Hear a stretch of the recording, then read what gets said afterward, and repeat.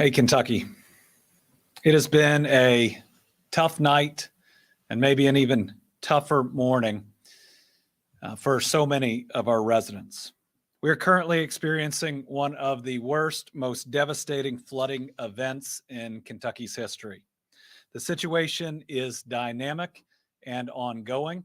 In most places, we are not seeing receding water. In fact, in most places, it is not crested yet. What we're going to see coming out of this is massive property damage. We expect the loss of life. Hundreds will lose their homes, and this is going to be yet another event that it's going to take not months, but likely years for many families to rebuild and recover from.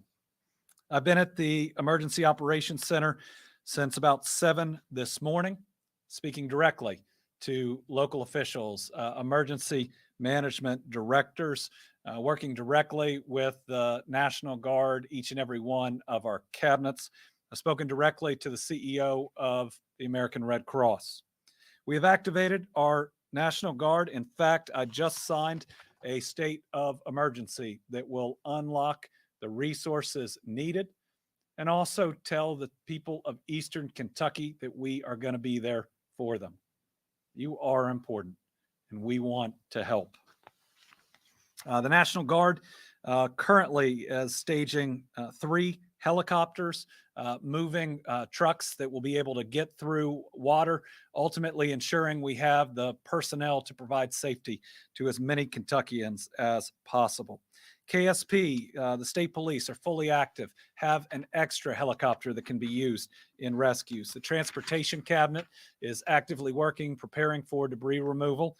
Fish and Wildlife is out with boats working to make water rescues where safe for their personnel. Forestry is ready for any cleanup. This is an all hands on deck. We're opening 3 state parks in the regions to our people who have lost their homes, because a lot of people are going to either fully lose their home or it is not going to be habitable for some time. Those parks are Jenny Wiley, Buckhorn, and Pine Mountain. One thing to mention is these are in those areas. They're experiencing challenges too. You may show up to them and we don't have electricity. We still got a room for you, and we'll do our best to take care of you as we get everything up online. We've got right now a little over 23,000 people statewide without power. That's not just in this eastern area, but certainly the worst of it is there. And water.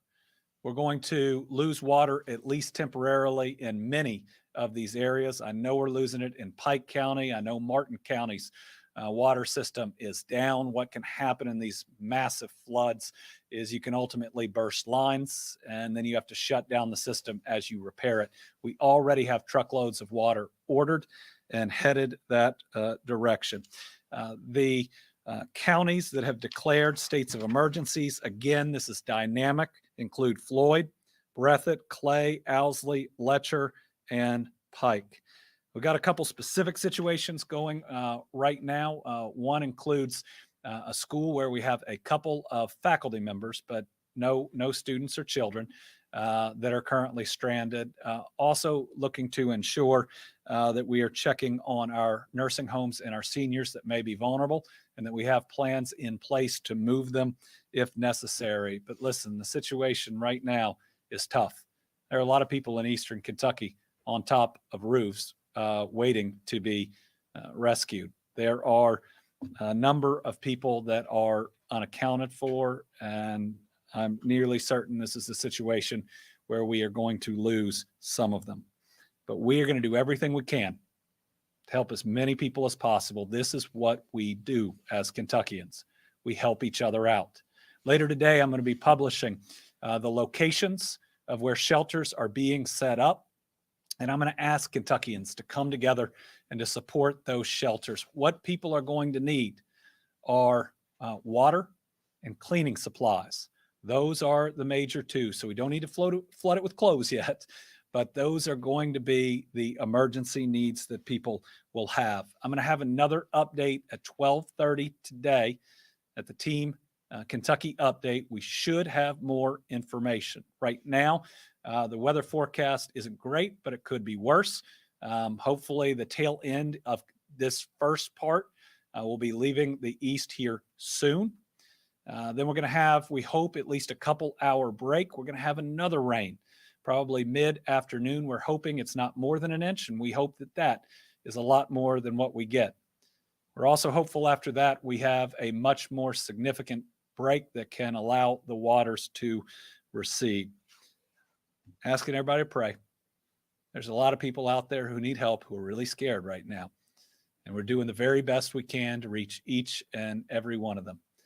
With that, I'd like to call up our Adjutant General for the National Guard, who has been mustering our incredible men and women who serve in the National Guard, who are going to be in these communities helping. General Lamberton. Thanks, sir. So I wanted to let everybody know that the Commonwealth's National Guard, your National Guard, we've been alerted to the prospect of this situation since early yesterday afternoon. And what we've been doing in that time, as the governor just alluded to, we've alerted some of our units in the area. We've started mustering some of our soldiers, some of our equipment who would be responsive to this situation. And we've continued that for approximately the last 20 hours at this junction. Earlier this morning, as more specific needs developed in the impacted counties that the governor just identified, we've been sending some of our assets down there. For example, we've got aviation assets who are on site in the impacted area now. We've got other aviation assets that are en route to the impacted area to back up those assets. And that dynamic, as the governor had alluded to a little bit ago, this is a whole of government type of response. So, for example, our aviation assets, those are working in conjunction with the aviation assets from the Kentucky State Police. We are working in conjunction with the professionals through emergency management.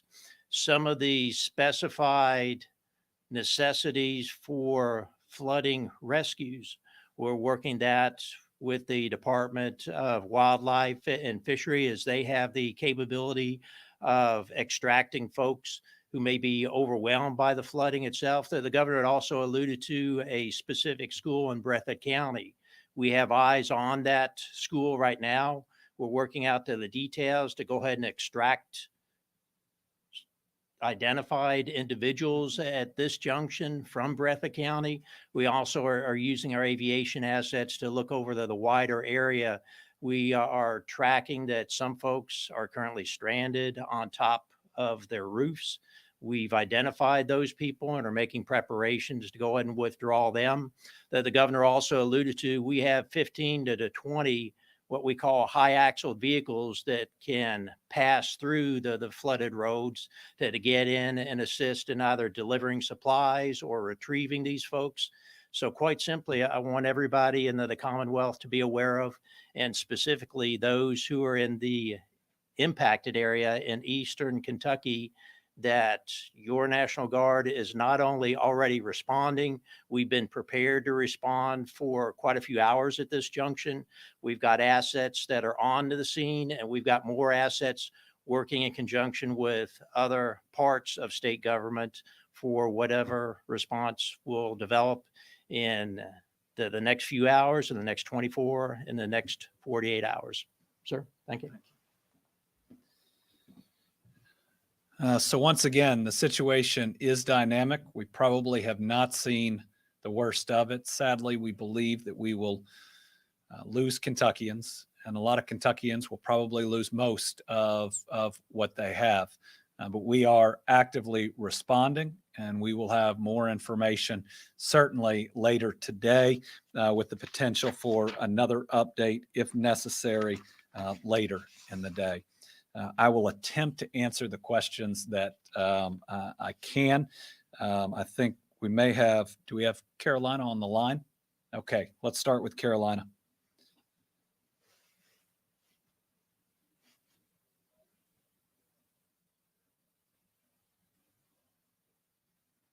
As we wait for Carolina, it also reminded me another thing we're working on is cell phone service down in many of these areas, which of course creates such challenges. We have great working relationships with at least 2 major providers that are actively working with us to get that service back up and running. Okay, do we have Joe Ragusa? No? What about anyone else? Okay, everybody, we're doing the best we can. To anybody in Eastern Kentucky that right now is scared, we care about you, we love you. We're going to do our very best to get to you as quickly as we can. Thank you.